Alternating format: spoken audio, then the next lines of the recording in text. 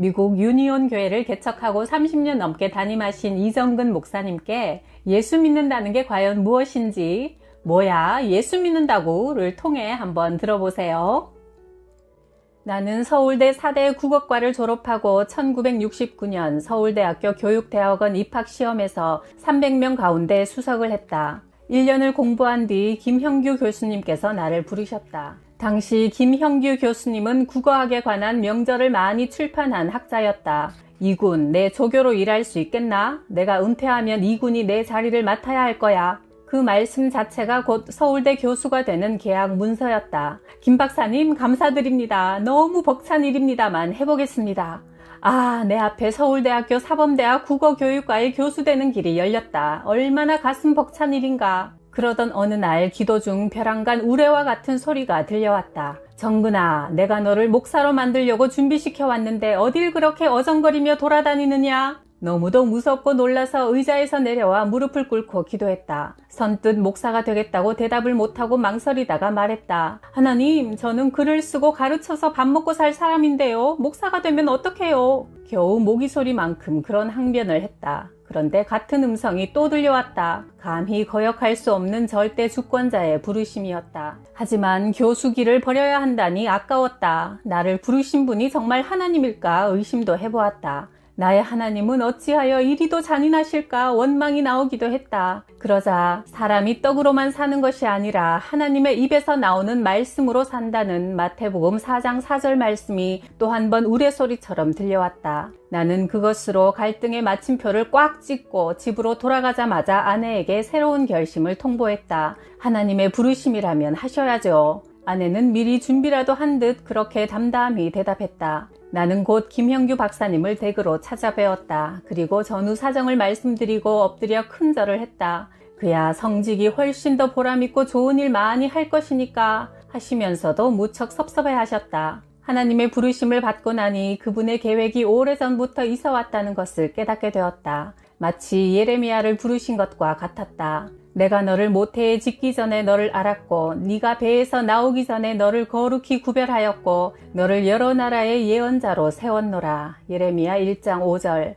내가 고등학교 3학년 때 여름 성경학교 총무를 맡아 일했고 성가대도 참여했다. 그런데 유장은 목사님이 나를 부르셨다. 정근아, 신학대학에 입학하면 어떨까? 내가 기도하고 하는 말이니 너도 충분히 기도해봐. 학생 전도사로 봉사하면 기숙사비와 학비는 해결될 거야. 그러나 나는 전혀 생각도 안 해본 일이었다. 목사님 가족들의 고생을 속속들이 알고 있으니 차라리 공무원으로 취직할지언정 목사는 내 갈 길이 전혀 아니라고 생각했다. 그래서 목사님께 주저없이 말씀드렸다. 목사님, 저를 생각해 주시고 기도해 주셔서 정말 감사합니다. 그러나 제게는 목사 될 소명이 전혀 없습니다. 그 후 서울대학교에 합격하고 대학 다니는 동안 기독학생 운동을 하면서 사람들이 이 목사라고 부르는 것이 마음에 걸렸다. 어느 날 기독학생의 친구인 박홍일이 말했다. 대학 졸업하면 너 나하고 신학대학에 가서 공부할래? 그러더니 때가 되자 하나님은 나를 직접 목사로 부르신 것이다.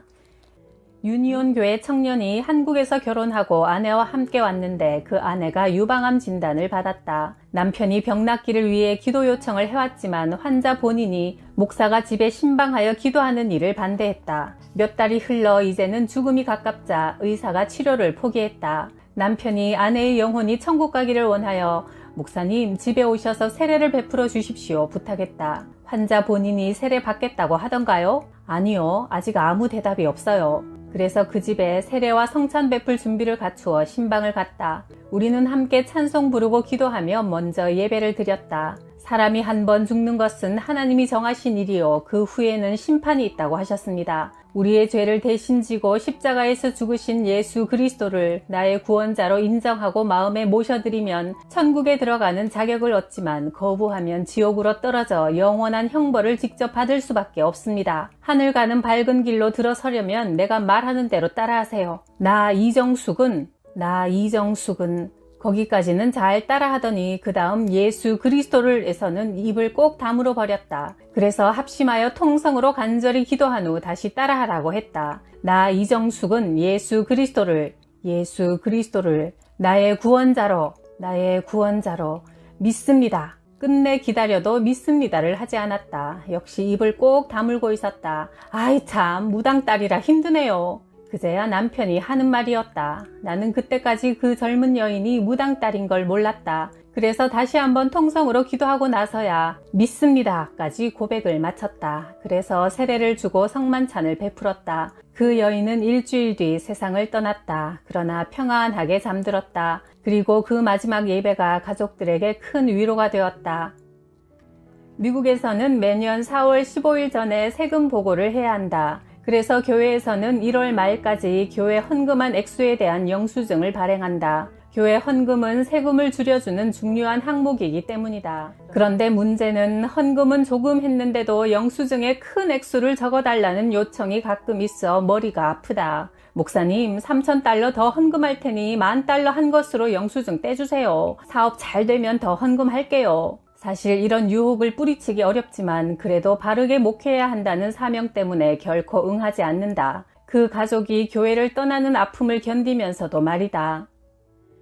코비나 성결교회를 개척했다. 그 동네에는 한인들이 별로 살고 있지 않아 전도를 시작했다. 우선 영어로 된 전화번호부에서 김시성을 뒤져 전화하고 찾아갔다. 어느 도넛 가게를 찾아가니 서너 사람이 줄을 서서 기다리고 있었다. 안녕하세요. 이정근 전도사입니다. 이 근처에 교회를 개척하여 한번 인사드리러 왔어요. 그러자 주인이 눈을 뜨고 나를 쳐다보며 말했다. 아, 교회 사업 하시는군요. 그런데 미국에 와서 뭐 해먹을 일이 없어서 교회를 오픈하셨나요? 보아하니 외양도 단정하신데 그 힘든 일을 왜 하세요? 도넛 가게는 이래봬도 수입이 괜찮습니다. 속 썩을 일도 별로 없어요. 교회는 두통거리들이 많이 모여있어 목사가 평생 고생하더라고요. 게다가 교회가 아무리 커져도 목사는 항상 월급쟁이잖아요. 숨도 안 쉬고 하는 말이었다. 필시 문제 많은 교회에 나갔던 모양이었다. 전도하려면 논쟁을 피하라는 원리가 있다. 오늘은 인사만 하고 갈게요. 다음에 또 오겠습니다. 그러고 나오는데 이런 소리가 어깨너머로 들려왔다. 젠장 골이 비었지.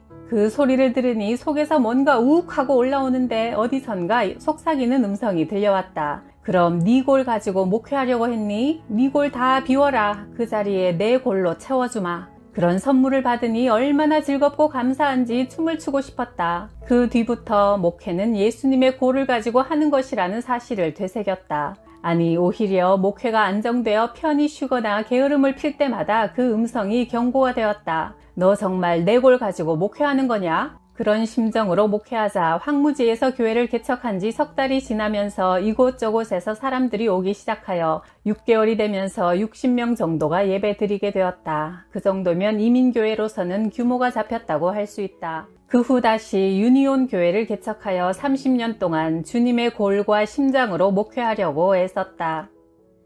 한국에서 부흥 집회를 마치고 미국으로 오는 비행기를 탔다. 나는 옆에 앉은 나보다 늙어 보이는 누님에게 말을 걸었다. LA에 사세요? 서울 삽니다. 딸이 미국에 사는데 해산날이 가까워 도우러 갑니다.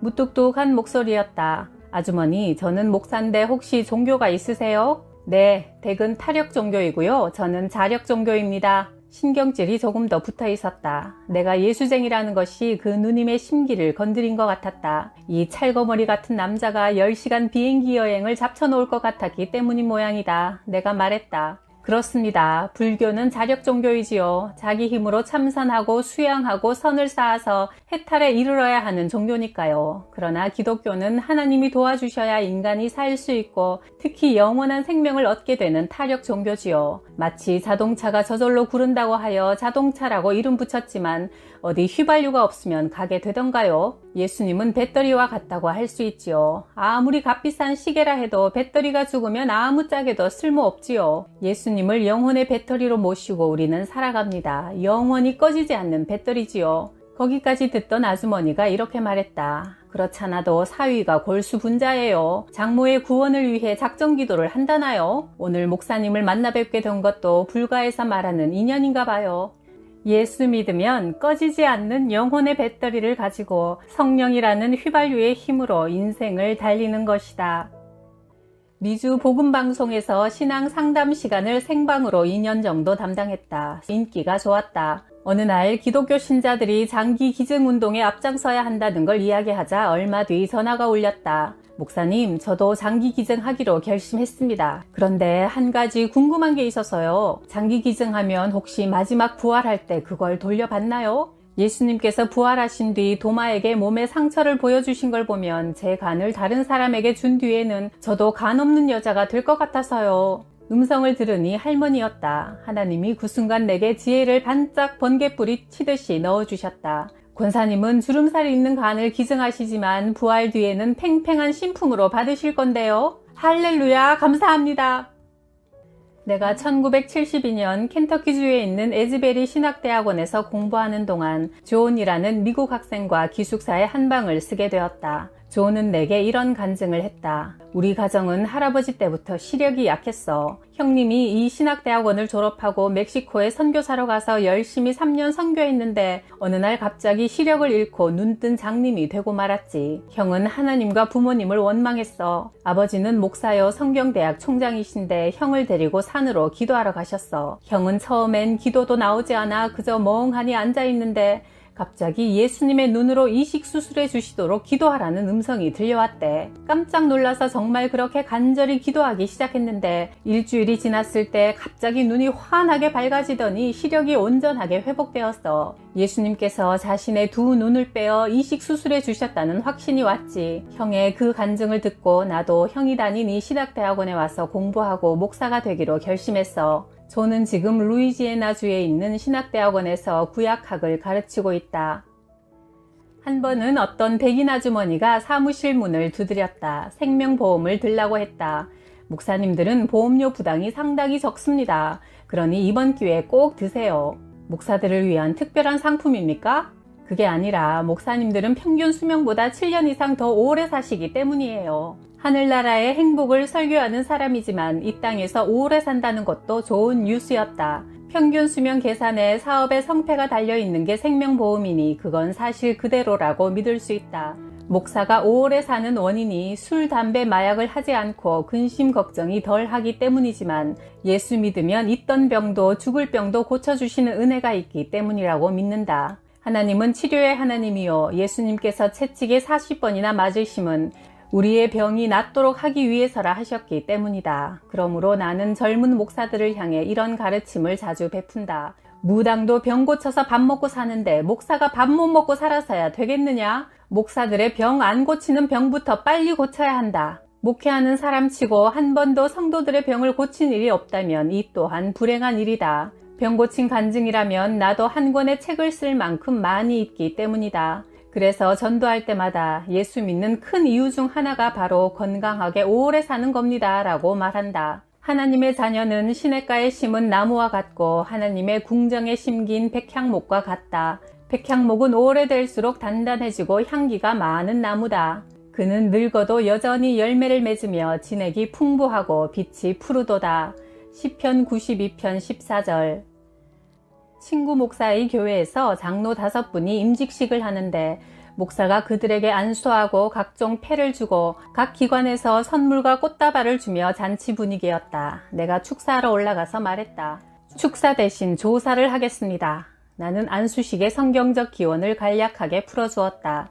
양을 끌고 와서 머리에 안수한 뒤에는 바로 죽여서 머리를 댕강 자르고 앞뒤에 다리를 탁탁 잘라 각을 뜨고 가죽을 쫙 벗기고 제단에 올려서 불사르는 것이 바로 번제입니다. 그러자 임직 장로들이 몸서리를 쳤다. 안수식은 십자가 처형식의 시작입니다. 그래서 5분은 이제 안수가 끝났으니 십자가에 못 박으러 골고다로 끌고 가게 됩니다. 그래서 축사를 못하고 조사를 합니다. 사실 그동안 교회의 직분들이 많이 타락했다. 장로, 권사 되는 걸 무슨 출세처럼 생각한다. 특히 미국에서 장로라는 직분은 사회적, 정치적 신분이다. 국회의원 나가려면 장로 정도는 따야 합니다. 그런 정도가 되었기에 나는 십자가 설교를 더 자주 하게 된다. 십자가를 지지 않는 장로는 맹탕이요, 쭉정이요, 짝퉁이요, 가짜란 말입니다. 예수님께서 가장 싫어하셔서 화 있을진저 분노하셨던 그 위선자, 곧 회칠한 무덤입니다. 그러나 그건 바로 장로를 거쳐 목사가 된 나 자신에게 외치는 설교였다.